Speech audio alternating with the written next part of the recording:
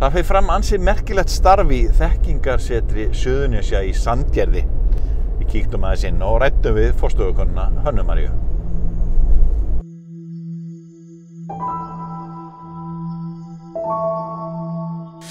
Þekkingarsetrið sjálfseignarstofnun sem var sett á laggirnar í apríl 2012.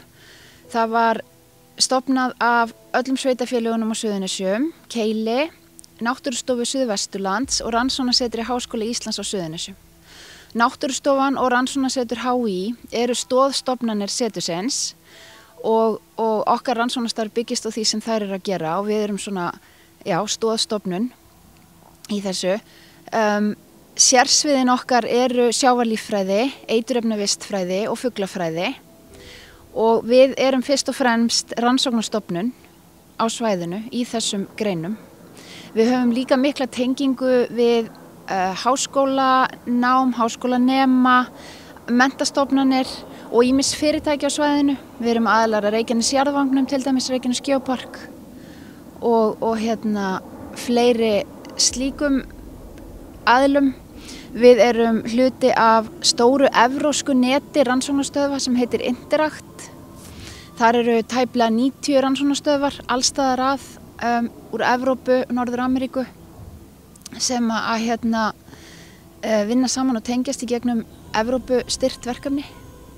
Þannig að starfsemin er mjög fjölbreytt og heilmikil, fagleg og flott. Þekkingarsetrið hefur einnig önnur hlutverk sem að beinist á að gestum sem koma í heimsókn. Og einmitt í dag er hópur frá Listaháskóla Íslands og alþjóðlegur hópur líka. Getur sagt okkur frá þessum hlutverkum þekkingarsetursins, einnig þetta þegar skólarnir eru að koma í heimsókningað og með kennurum sínum. Getur aðeins frætt okkur um þetta hlutverk?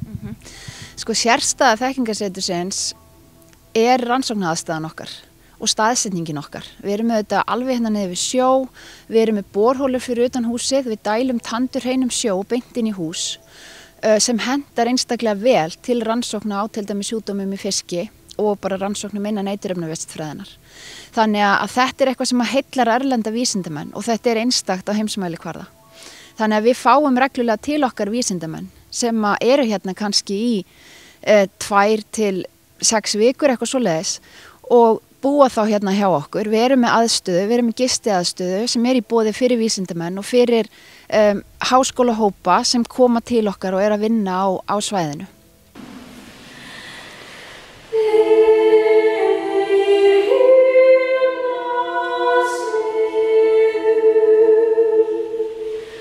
Að auki að þá er þessi skólahópur hjá okkur. Það eru 14 nemar búin að vera hérna í viku. Þetta eru tónlistanemar á meistarastigi, skilst mér, og þeir eru að sinna sínu hérna í húsinu og bara á fleiri stöðum í sveitafélaginu sem er mjög skemmtilegt. Við fáum síðan á hverju ári, flesta að vori, svona 1200 nema til okkar í heimsókn. Bæði mest grunnskólanema en líka elstu bekki úr leikskólanum, útskriftarhópan úr leikskólanum og svona einstaka framhaldsskólahóp. Hvernig er búið að vera að koma hingað í Sandgerði, Suðurnesjabæ og taka þátt í þessu verkefni með fólki frá alls konar löndum? Það búið að vera mjög gaman. Ég reyndar að því ég bý sjálf svo nálægt, þá hef ég bara verið að keyra á milli, að því ég bý í Keflavík og að því það eru bara takmörkuð pláss hérna, takmörkuð rúmpláss.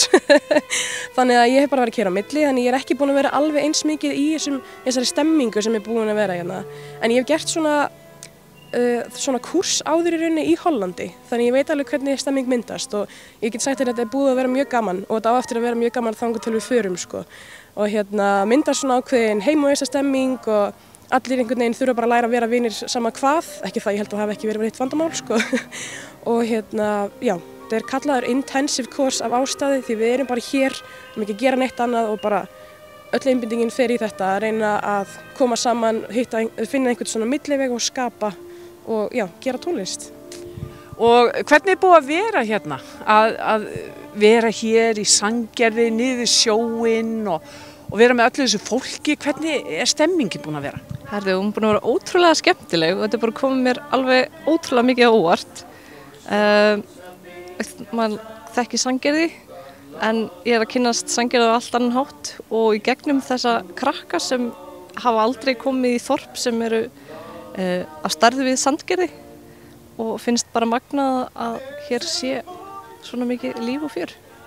Er mikið af Íslendingum í hópnum? Getur þið sagt okkur hvað er þetta stór hópur og er eitthvað Íslendingum eða segð okkur aðeins frá hérna svona hverjir eru þarna? Já, við erum 3 íslenskar og síðan við erum 15 í heildina og svo pluss kennarar og hér er fólk frá Bretlandi, Mexíkó, Hollandi, Íran. Þannig að við erum alþjóðlegur hópur. Og hvernig gengur? Er það að skapa eitthvað saman? Er það að spila saman? Hvernig fer vinnan fram? Já, við byrjum á því að setja upp svona hugarkort hvað okkur langaði að gera og dróðum svolítið hópa út frá því. Svo við erum með svona singer-songwriter hóp og síðan er hópur sem ætlar að flytja tónverk í Vitanum á morgun. Þannig að þetta er svona, við erum 3 eða 4 hópar sem hafa verið að skapa saman og síðan höfum við líka verið bara öll saman og munum enda á einu þannig verki. Skiptir svona vika máli fyrir svona tónlistafólk eins og ykkur? Já, það held ég. Í fyrra þá byrjaði önnun á þessu, byrjaði mastersnámi hjá mér á því að fara út í viku og vera í svona intensive kurs með alls konar fólki frá alls konar stöðum og þá var þetta ennþá stærra, það kom líka fólk frá Austurríki og frá Svíþjóð og þetta bara svona opnaði mig algjörlega fyrir þessu námi og ég fór inn í þetta nám og inn í þá önn bara með svona brjálaða víðáttu einhvern veginn fyrir augunum og það var bara mér allir vegir færir og þetta er bara ótrúlega magnað, ótrúlega mögnuð upplifun og gefur manni margt.